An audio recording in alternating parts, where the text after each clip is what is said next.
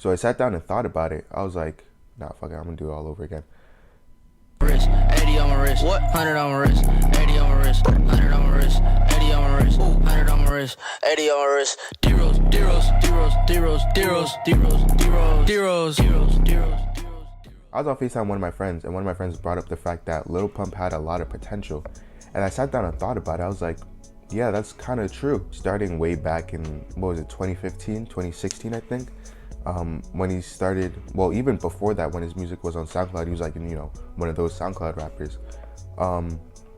He really profited off of the whole mumble rap era, with songs like D-Rose, his self-titled song, Elementary. I enjoyed it when I was in middle school. I definitely know other kids enjoyed it when they were in middle school. But I feel like where the downfall came was also the downfall of mumble rap. Mumble rap was hated by a lot of the music nerds. Ultra simplistic lyrics, all of which are delivered with this electrifying energy. The content is incredibly catchy, yet also intoxicatingly dumb. Mumble rap was hated by the critics. Mumble rap was hated by the old heads. That was tough. Some of the lyrics are quite, out there. There's no substance to the words. I guess I'm bothered by it because it seems to condone really dangerous behaviors. So, granted, it would fall off. But then that brings up the argument, what about Lil Yachty? Lil Yachty's still very much relevant. He's still making good music. He's still doing good for himself, which now enforces the fact that not only because of the downfall of mumble rap, I think it was just Lil Pump himself.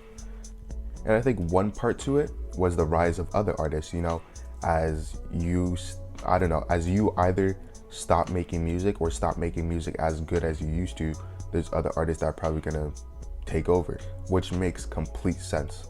With the rise of, X was like, I think it was during his time, but the rise of X, Juice WRLD, Ski Mask, all those other rappers, all those other SoundCloud rappers that were not in the same caliber, but that were in the same generation.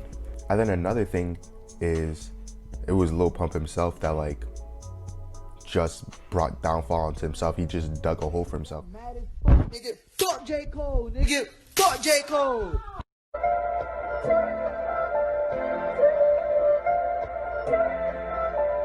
Nigga, fuck J. Cole.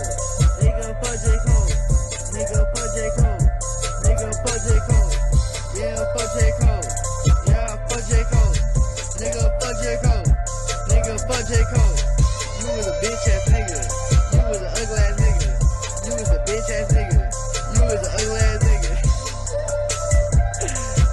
Hey man, fuck that nigga, man. I ain't never fuck with J. Cole. Fuck that pussy ass nigga.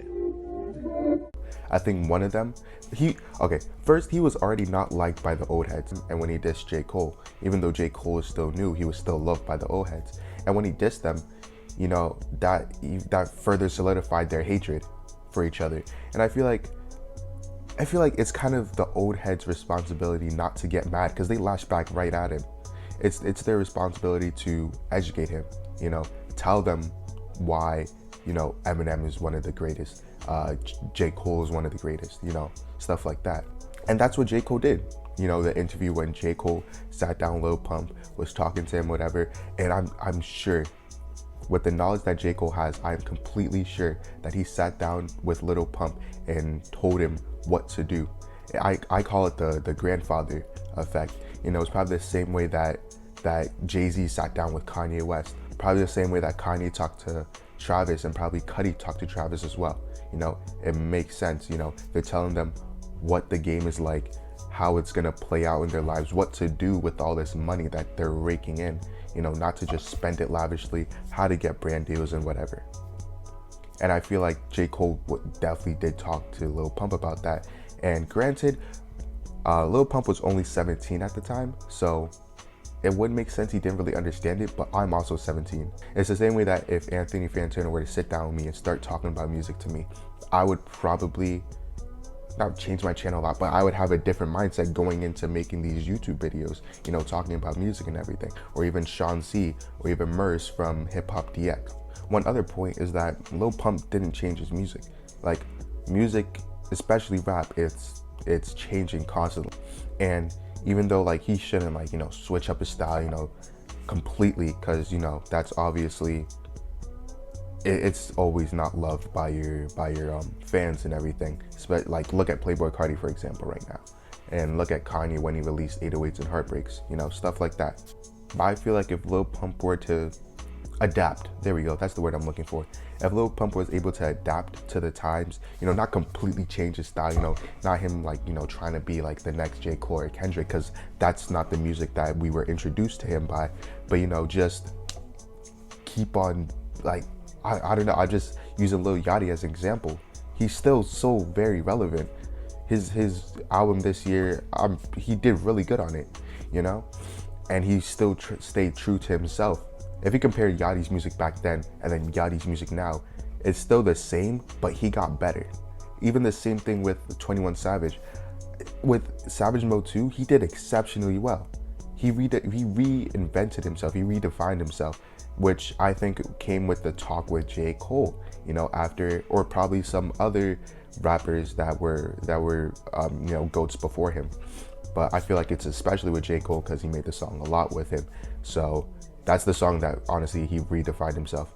You know, he became more than just a rapper.